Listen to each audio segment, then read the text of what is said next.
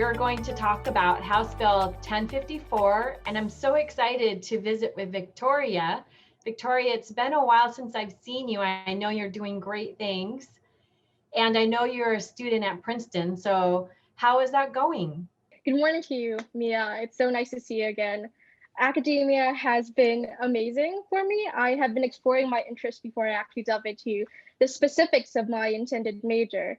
When I was choosing courses for the fall, I went ahead and wrote to professors of an African American studies class to reserve me a seat because it was already filled when I signed up.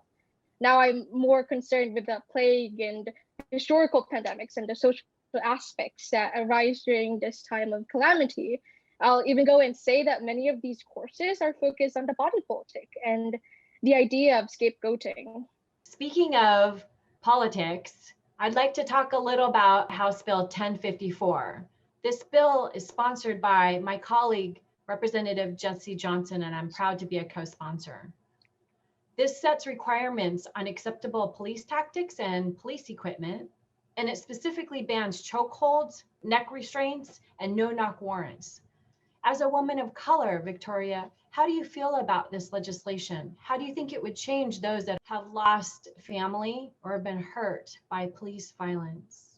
When Black mothers and families ask their children, not just teenagers, children, to be safe, to come home every day, this is not the same way our families ask us to take care. That comes out more of an I love you nicety. But Black families warn, they worry. They worry because they do not know if their children will come home safe and alive. They don't know if they can come back. All I wish for this bill is to take up some of that burden and weight on these families' shoulders. I cannot speak on behalf of the Black and Brown communities, but I know with the murders of George Floyd, Breonna Taylor, Walter Wallace Jr., and many others at the hands of the people who are meant to protect and serve us, these changes and bans can be a breath of relief for many families as they are symbolic to our racial reckoning. I think this will be a start of a much safer and unbiased policing. I wonder how you think our elders feel about this. I know that there are so many questions around how do we make sure that our communities still feel safe while having peace officers continue to do their work. How do we balance this when we're calling for a racial reckoning?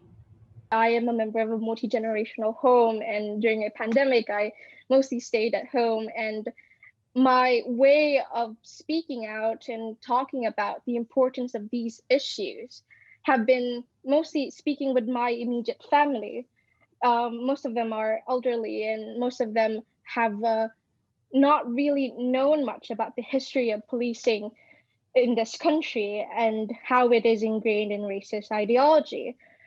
I think most of all, it is important to know that sort of history and how it has gone and subconsciously affected our association with Blackness and brownness with criminality. And I think it does not take away safety if you talk about the House bill, because it does provide safety for Black and brown communities over police communities, which are mostly in urban areas. And it has had biased way of targeting Black and brown people. And if we want to be safe, we must also have our Black and brown friends to be safe. It's unfair that we get to be safe while other people have to be targeted and murdered because of the color of their skin. And it is also important that this bill can start a way to invest in community health rather than just policing.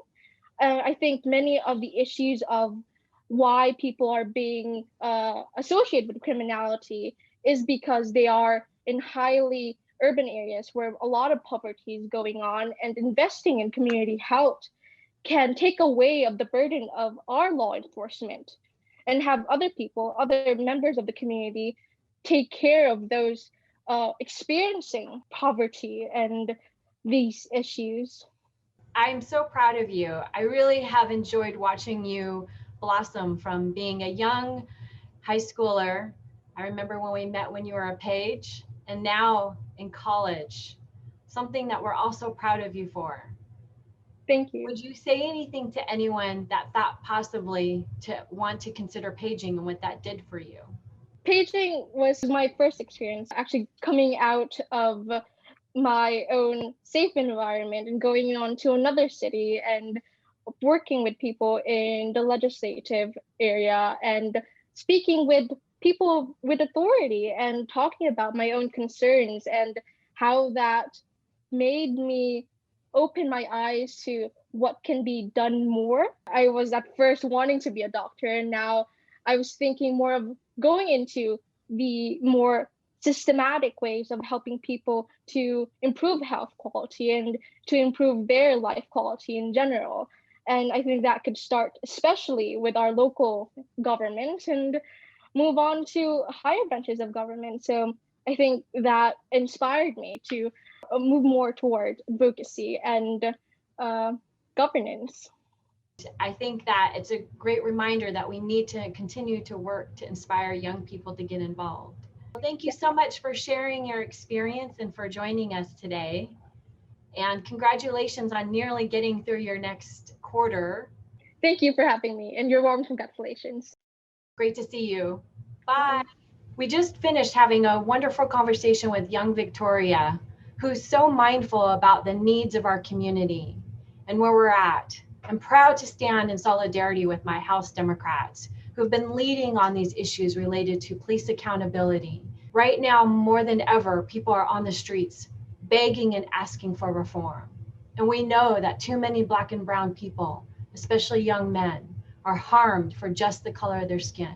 We can do better. This is a commitment to use the legislative branch to continue to talk about these issues, reach out to constituents like Viktoria, and do better through policy. I hope you have a great week. Bye-bye.